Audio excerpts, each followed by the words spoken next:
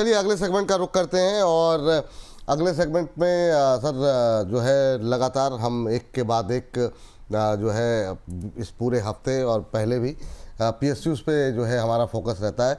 PSU banks को लेकर के अब क्या किया जाए, क्योंकि बड़ा शानदार मोमेंटम बना है हाल फिलहाल के अंदर। अभी कहाँ पे अपॉर्चुनिटी है, फोकस रखेंगे पीएसयू बैंक्स पे। और चूंकि आज नतीजे आए हैं मझगांव पे, तो थोड़ा सा फोकस हम डिफेंस पर भी जाएंगे अगर समय बचता है तो। लेकिन पहले पीएसयू बैंक्स पे ज़रा नज़र डालते हैं, एक एक करके सारे कोशिश करेंगे कि सारे तो नहीं पर जितने हम कवर कर सकते हैं उस पर नज़र डालेंगे। सर क्या टिप्पणी रहेगी? सबसे पहले हम बात करना चाहेंगे दिग्गज बैंक के साथ ही। प्रदीप सर आपसे ही शुरू करते हैं। एसबीआई पे नज़र डालिए, 52 वीक हाई, कल भी बातचीत हुई थी 935 का हाई लगाने के बाद अभी जो है सुस्ताता हुआ दिखाई दे रहा है, अब थोड़ा सा नीचे आया है। क्या करना चाहिए अभी? अब ये प्रॉफिट बुक करने का टाइम है। ओवरऑल एक टिप्पणी अगर 10 सेकंड के आप ओवरऑल बता दें, क्या करें क्या बिल्कुल। तो बैंकों देखिए, में, पीएसयू बैंकों में? मुझे लगता है कि पीएसयू में अभी जो रैली आया है ये एक लॉन्ग टर्म चार्ट में ब्रेकआउट आया है। अब लॉन्ग टर्म चार्ट में जो भी कोई भी स्टॉक या सेक्टर में ब्रेकआउट आता है, तब एटलीस्ट नेक्स्ट 8-10 महीना, 12-15 महीने के लिए तो मैं पॉजिटिव हो जाता हूँ। स्टेट बैंक ऑफ इंडिया हमने बहुत बार रिकमेंड किया, 780 में, 800 में, 810 में, अभी 920 के आसपास चल रहा है। कहीं ना कहीं देखा जाए तो शॉर्ट टर्म में मैं पॉजिटिव देख पा रहा हूँ। एंड मैं बोलूंगा, एक बार अगर आपको प्रॉफिट बुक करना ही है तो आपको 1050-1100 के आसपास जाके आपको प्रॉफिट बुक करना है, क्योंकि मैं नेक्स्ट 12-15 महीने के लिए इंटर पीएसयू बैंक्स में मैं पॉजिटिव एक मोमेंटम देख रहा हूँ। मैंने रिसेंटली बैंक ऑफ इंडिया का कॉल दिया था, बैंक ऑफ बड़ौदा उतना परफॉर्म नहीं किया जितना bank of India short term में किया। सो कैनरा बैंक भी देखिए फेवरेट लगता है। सो इंडियन बैंक का कॉल सबसे पहले मैंने आपको बताया था, इंडियन बैंक 650 से मैंने कॉल दिया। कहीं ना कहीं इंटायर स्पेस में मोमेंटम है, ये कंटिन्यू होने वाला है, बिल्कुल बने रहने का सलाह होगा। और एसबीआई नंबर 1 पीएसयू बैंक है और बिल्कुल बने रहिए। 1150, 1100 ऑन द वे। हाँ, 1150, 1100 ऑन द वे, एसबीआई पे ये बात निकल करके आती हुई। अमित सर आपसे जानना चाहेंगे, ये पीसीआर की हमारी डिमांड है, पंजाब एंड सिंध बैंक, ज़रा पीएसबी बैंक को देखिए ज़रा। काफ़ी जो है 31 रुपए का है शेयर। ये सर ये जो छोटे शेयर होते हैं ना, इसमें रिटेलर्स लगातार जो है काफ़ी उत्सुक रहते हैं। क्या सलाह रहेगी sir Punjab and Sind bank को लेकर के? ये उतना नहीं चला है जी। हाँ, पंजाब एंड सिंध बैंक 31 रुपए के आसपास चल रहा है अभी। मुझे ऐसा लगता है 32 रुपए 60 पैसे, 33 रुपए 80 पैसे और 35 रुपए 20 पैसे का पोटेंशियल रखता है अभी। अगर ये आज कल परसों में जब भी 2-3 दिनों में अगर कोई पॉजिटिव मूवमेंट जो अपन एक्सपेक्ट कर रहे हैं वो ट्रिगर होना चाहती है, तो ये जो भी मैंने टारगेट्स बोले हैं सारे अचीव होते हुए नजर आएंगे। ओवरऑल जब तक ये 29 रुपए 30 पैसे के नीचे क्लोज नहीं होता तब तक पॉजिटिव है बाजार, हर डिप में बाय कर सकते हैं। ये बात जो है निकल करके आई है। लेकिन इन सब के बीच में अगली टिप्पणी रहेगी बैंक ऑफ बड़ौदा को लेकर के। हालांकि एक साथ में काफ़ी सारे बैंकों पे प्रदीप जी ने टिप्पणी की है, लेकिन सर बैंक ऑफ बड़ौदा एक और दिग्गज क्षेत्र का बैंक, यहाँ पर फ्रेश बाय की कहीं कोई गुंजाइश है क्या? और जिनके पास है वो किन लेवल्स के आसपास अभी मुनाफा वसूलें अपना? देखिए, मुझे लगता है कि सर प्रॉफिट बुकिंग तो अभी नहीं करना चाहिए, अभी तो होल्ड करने का टाइम है, क्योंकि फ्रेश मोमेंटम यहाँ पे अभी भी आना बाकी है। मैं बोलूंगा 295, 300 ऑन द वे, 300 के ऊपर भी आपको आते हुए दिखाई देंगे। और बहुत टाइम से तो नहीं, जैसे ही मंथली ब्रेकआउट आया है तब से मैं पॉजिटिव हूँ। नेक्स्ट 6 महीने में अगर ज्यादा टेक्निकली चेंजेस नहीं होता है प्राइस, तो मैं I will not change my statement. Next 6-8 महीने के लिए मैं बैठ रहा हूँ पकड़ के कि पीएसयू में मुझे बने रहना है। तो आप बिल्कुल बने रहिए, मैं तो देखता हूँ 300 के ऊपर बहुत जल्दी आपको आते हुए दिखाई देंगे। होल्ड रखने का सलाह है। होल्ड करने की सलाह है यहाँ पर जो है तमाम पीएसयू बैंकों को। और नई एंट्री के लिए क्या बोला सर बैंक ऑफ बड़ौदा पे आपने? अभी नहीं, करेंट से बाय करके जा सकते हैं जी जा सर। सकते हैं, ठीक है सर। कैनरा बैंक अगला sir, Amit sir Canara bank पे जरा एक नज़र डालिए। अच्छा चला, अब जो है जिसके दो सब्सिडरी कंपनी जो थी, दो कंपनियां अलग भी हो गई, इसके आईपीओज आए, अब इन सब के बाद अब थोड़ा सा सुस्ताता हुआ। क्या अब यहाँ पे से थोड़ी दूरी बनानी चाहिए या अभी भी मौके हैं? कैनरा बैंक पे क्या राय रहेगी आपकी? सर ओवरऑल बैंकिंग स्पेस को अगर मैं देखूं तो हल्के से प्रॉफिट बुकिंग जोन पे आया हुआ है। अभी 128 रुपए के आसपास का भाव चल रहा है। मुझे ऐसा लगता है ये करेक्शन थोड़ा सा कंटिन्यू रह सकता है, लेकिन 125 रुपए के नीचे नहीं मिलता है। अगर 125 रुपए के आसपास की डिप मिले तो वहां पर बाय करके जाना चाहिए। 11940 के नीचे के स्टॉप लॉस से यहाँ पर सपोर्ट ले लेता है। अगर कंटिन्यू रैली को कंटिन्यू करता है तो हम आगे आने वाले समय में इसको आराम से सर 145 रुपए तक का भाव देख सकते हैं। यानी यहाँ से 15 से 20% की तेजी बाकी है। ठीक। अच्छा, यहाँ पे जो खबर है वो हम डिस्कस क्यों कर रहे हैं, ये थोड़ा सा बता दें आपको कि जैसे एसबीआई है, पीएनबी है, इंडियन बैंक है या बाकी जो पीएसयू बैंक हैं, वहाँ पर इस तरह की रिपोर्ट्स निकल के आई हैं सर कि सरकार जो है वो विदेशी निवेश की सीमा को बढ़ा करके 49% कर सकती है।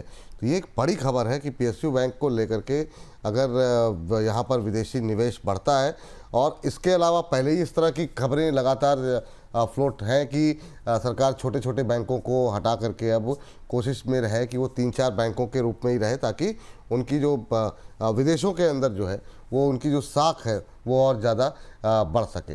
चलिए, तो ये बात यहाँ पर निकल के आई है। चलिए इस बीच पौंडी, वाह, ओ टारगेट हिट, वाह वाह वाह वाह, बहुत शानदार। क्या प्रदीप सर कैसे कर लेते हैं आप? 1485 टारगेट हिट पौंडी ऑक्साइड, बहुत शानदार। अब क्या करें सर, मुनाफा घर ले जाएं? तो सर प्रॉफिट नहीं, प्रॉफिट बुक करने का सलाह रहेगा। मार्केट सर अभी ज्यादा सस्टेन होने पे मुझे थोड़ा वो डाउट है कि मिड कैप स्मॉल कैप कैसे चलेगा। तो जिनके पास लॉन्ग टर्म है आप बने रहिए, कोई प्रॉब्लम नहीं। शॉर्ट टर्म में बस 1-2 दिन के लिए ट्रेड था, बिल्कुल प्रॉफिट बुक करके निकल जाइए। 1-2 दिन के लिए था, 1-2 मिनट के लिए था, क्या था ये? धुआंधार, बहुत शानदार। चलिए आगे बढ़ते हैं। और सर कैनरा बैंक के बाद पीएनबी पे आपकी राय जानना चाहेंगे यहाँ पर, प्रदीप सर। सर पीएनबी में मैं पॉजिटिव हूँ, एंड मुझे लगता है कि 119 के आसपास का जो अभी प्राइस है आपको 145-150 आते हुए दिखाई देंगे। आपको पीएसयू में बेचना नहीं है। मैं एसबीआई, मैं कैनरा बैंक, मैं पीएनबी, सारे बैंक्स में मैं अभी वेट करना चाहता हूँ, होल्ड करना चाहता हूँ। नेक्स्ट एटलीस्ट 1 क्वार्टर तो मैं वेट करूंगा। आपको देखना है कौन सा दिन नीचे आ रहा है, बस उसी दिन बाय और डिम करके जाना है। सो अभी 119 के आसपास चल रहा है, 115, 114 कभी भी मिले लेके जाइए, बेचना नहीं है। बेचना नहीं है, ले करके जाना है। और ज़रा ये भी निकाल लीजिएगा कि फेवरेट 1-2 लिस्टें निकाल लीजिएगा। जैसे ये थोड़ा सा सेगमेंट करीब हमको समय की थोड़ा सा वो लगेगा, तो आप लोगों से पूछ लेंगे, फिर डिफेंस पे बात कर लेंगे। और अगली कंपनी सर पीएनबी पे बात हो गई। पीएनबी पे बात जो है जम्मू कश्मीर बैंक को लेकर के बात करेंगे। इस पर काफ़ी पहले हम लोगों ने बात की थी काफ़ी सारी, और अभी 107 के आसपास चलता हुआ 6-7% चला है बीते 1 महीने में। आज जैसा कि अभी अमित जी बता रहे थे थोड़ी प्रॉफिट बुकिंग है। क्या टिप्पणी रहेगी सर जेएनके बैंक को लेकर के? सर जेएनके बैंक भी अगर अभी तो जैसा अभी हर जगह हम बैंकिंग सेक्टर में और क्या इनफैक्ट पूरे बाजार में लाल कैंडल देख रहे हैं, तो ये जो करेक्शन है कंटिन्यू रह सकता है। 109 रुपए 10 पैसे के आसपास का भाव चल रहा है। अगर इनकेस 105 रुपए 50 पैसे तक कोई करेक्शन मिलता है तो इसको ऐड करना चाहिए। करंट मार्केट प्राइस से भी ले सकते हैं। थोड़ा सा लंबा नजरिया रखेंगे, एक क्वार्टर या फिर कम से कम 1 महीने का, तो ये हमें 114, 119 तक का भाव आगे दिखा सकता है। वाह, चलिए ये बात है यहाँ जेएनके बैंक को लेकर के। एक सेंट्रल बैंक ऐसा शेयर है जिस पर बहुत सारे लोगों के सवाल रहते हैं। सर सेंट्रल बैंक को देखिए प्रदीप सर, आप क्या गुंजाइश यहाँ पर दिखाई दे रही है? क्या यहाँ पर अभी भी खरीदारी की जा सकती है?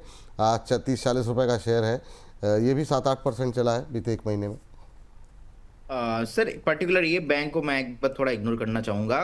फ्रेश बाय नहीं करना है करेंट जोन से। जिनके पास पोजीशन है आप बने रहिए। मुझे लगता है कि कभी भी अगर स्टॉक 40 जो ओवरऑल स्पेस में रैली चल रहा है, इस रैली में अगर 48-50 तक आता है तो उछाल में आपको एग्जिट करने के बारे में सोचना चाहिए। जहाँ पे मौका मिले तो निकलने की सलाह यहाँ पर रहेगी। ये बात जो है वो निकल करके आती हुई। इस बीच एक टिप्पणी भी आई है हमारे एक दर्शक की। एक तो पीओसीएल में टारगेट हिट, जब पैसा नहीं होता है तब अच्छी सलाह मिलती है। कह रहे जब पैसा नहीं होता है तभी अच्छी सलाह मिलती है। ये किस काम की है? सर जो आया वो अपना, जो गया वो सपना। बस कोई बात नहीं सर, बिल्कुल। ये जो है सर, मैं एक दिन अब मैं पेन कॉपी लेके बैठा करूँगा, है ना, जो बोलते सर रिग्रेट करने के बाद क्या होता है सर, वो जब नेक्स्ट टाइम आता है ना तो ये assumption लेके आता है, माइंडसेट लेके आता है कि इस बार तो छाप के जाऊंगा, और वो प्रॉफिट बुकिंग नहीं कर पाता। वो सोचता है पिछले बार रह गया था, इस बार तो पूरा बाजार को निचोड़ के निकलूंगा बाहर। ये बात आपकी सही है। ऐसा हो जाता है कि सुबह BMW आ रही थी, रात में मारुति 800 के भी पैसे देने पड़ते हैं। या ये गजब गजब, बहुत शानदार सर, वाह, क्या मतलब धुआंधार डायलॉग आते हैं। यूको बैंक देखिए सर जरा, ये भी एक छोटा बैंक है, 30 रुपए के आसपास का, चला नहीं, और क्या चलेगा कि नहीं चलेगा ये सब वो कैंडिडेट हैं कि अगर जो है बैंकों का मर्जर वर्जर होगा तो शायद इन सारे बैंकों का थोड़ा बहुत भला हो जाए। क्या टिप्पणी रहेगी सर यूको बैंक को लेकर के? सर यूको बैंक 32 रुपये 20 पैसे के आसपास चल रहा है। मुझे लगता है एक दायरे में फंसा रहेगा। 29 रुपये 40 पैसे से अगर कोई एक्सटेंडेड रैली आती है तो 35 रुपये 20 पैसे बस, यानी 29 रुपये 40 पैसे 35 रुपये 20 पैसे के बीच में फंसा रहना चाहिए। लोअर लेवल में 30 रुपये 29 रुपये 50 पैसे के आसपास मिले तो बाय करिए, 32 रुपये के आसपास मिले तो एग्जिट करिए। यानी लो भागो वाला स्टॉक है ये। लो भागो बैंक ऑफ महाराष्ट्र। चलिए ये जो है इस पर भी एक टिप्पणी कर लेते हैं प्रदीप जी की। सर बैंक ऑफ महाराष्ट्र क्या टिप्पणी करना चाहेंगे इस पर? ऑलमोस्ट फ्लैट ट्रेड करता हुआ, ये भी 6-7% चला है बीते एक महीने में। अभी कोई गुंजाइश है या फिर नहीं? और साथ ही साथ बैंक ऑफ इंडिया भी देख लीजिएगा, आपको पसंद था ये, क्या टिप्पणी रहेगी? सर मुझे लगता है कि लेना है तो बैंक ऑफ इंडिया मेरा पीक रहेगा और बैंक ऑफ इंडिया को आप कैरी करके जा सकते हो। बैंक ऑफ महाराष्ट्र मुझे लगता है कि उछाल में एग्जिट करने के बारे में सोचना चाहिए। 59 है, कभी भी 68-70 का भाव आता है वो आपको मिलेंगे, अभी तो बने रहिए, उस उछाल में आपको एग्जिट करना है। बैंक ऑफ इंडिया आपके लिए एसेट बन सकता है, बने रहिए। बैंक ऑफ इंडिया पे अगर खरीदे आप कह रहे हो लेके जा सकते हो तो कहाँ ले, मतलब किस भाव पे लिया करंट लेवल? ऑलरेडी हमने कॉल दिया है शॉर्ट टर्म में 124 से 125 से, मुहूर्त के दिन आपको याद है। हाँ, उसमें मैंने एक कमेंट आपको किया था जो कि शॉर्ट टर्म में 135 136 तक जाएगा, उसका टारगेट अचीव। और मैंने और एक कमेंट किया था आपको, मैं शॉर्ट टर्म में मिड टर्म में भी मैं पॉजिटिव देखता हूं। जिनके पास पेशेंस है, पेशेंस के साथ वेट कीजिए, आपको 180 तक आते हुए दिखाई देंगे। अभी 125 से 140 आया, बाकी 40 रुपीज भी आपको आने वाला 1-1.5 महीने में मैक्सिमम आपको आते हुए दिखाएंगे। अच्छी बात है। चलिए तो यहाँ पर रखिए नज़र, और इन सब के साथ साथ अब जरा थोड़ी सी 2-4-5 मिनट जो भी बचे हुए हैं हमारे पास, चलिए जरा इस पर जो है बातचीत कर लेते हैं। जरा फटाफट लेकर के आइए जरा मझगांव के नतीजे, मझगांव के रिजल्ट्स जो है आज निकल के आए हैं। रिजल्ट के बाद थोड़ा सा सकारात्मक रुझान जो है देखने को मिल रहा है। मझगांव के अगर हम देखें प्रॉफिट लास्ट ईयर के मुकाबले 28.1% के आसपास कंपनी का मुनाफा बढ़ करके 749 करोड़ के आसपास रहा है। आय में करीब 6.25% की ग्रोथ देखने को मिली है, 2929 का लेवल देखने को मिला है। एबिट में जो है 36.1% के आसपास की ग्रोथ देखने को मिली है। मार्जिन्स भी इम्प्रूव हुए हैं। तो ये काफ़ी टाइम बाद ऐसा हुआ है कि डिफेंस कंपनियों के रिजल्ट में कुछ राहत भरी सांस दिखाई दी है। अदरवाइज़ ऑर्डर की खबरें तो सुनते थे पर वो रिजल्ट पे नहीं दिखाई देते थे। हालांकि अब प्रेशर बढ़ गया, इंट्राडे लो पे ट्रेड करता हुआ जो शुरुआती तेज़ी थी वो काफूर हो गई है। 2807 का लेवल देखने को मिल रहा है। क्या टिप्पणी रहेगी यहाँ पर? करंट लेवल पे 2800 के आसपास नतीजे ठीक रहे हैं, अभी क्या करना चाहिए?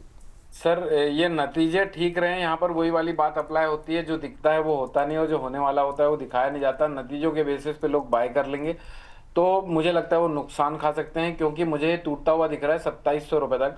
2700 रुपये के आसपास एक वैल्यू बाय मिल सकता है। 2700 रुपये पे अगर आप लेते हैं तो आप लोग का मैक्सिमम टारगेट 2900 रुपये का होगा।